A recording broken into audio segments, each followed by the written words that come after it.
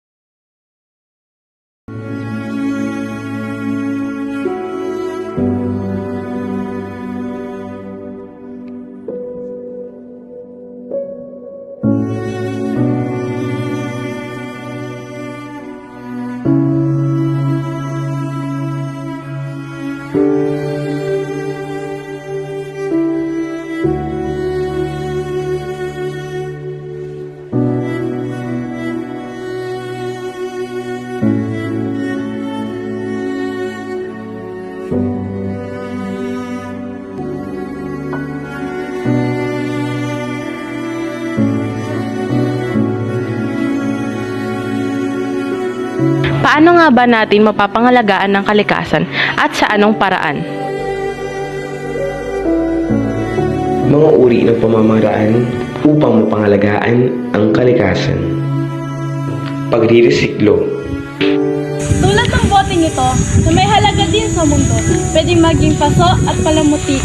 Isa rin ang gulong na ito, matapos gamitin ay pwedeng maging paso at palamuti sa hardin. Huwag magsunog. Ito natin ang pagsusunog ng basura upang maranasan natin ang sariwang hangin. Magtanim ng punong kahoy. Alagaan natin ang kalikasan sa pamamagitan ng pagtanim ng mga punong kahoy.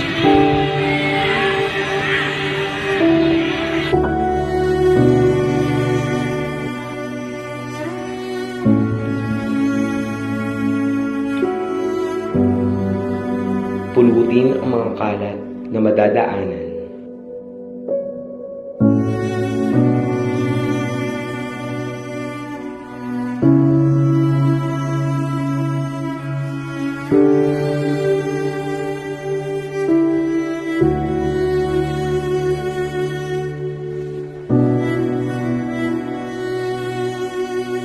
Pulutin ang mga kalat sa dagat upang hindi makaapekto sa mga lamang dagat.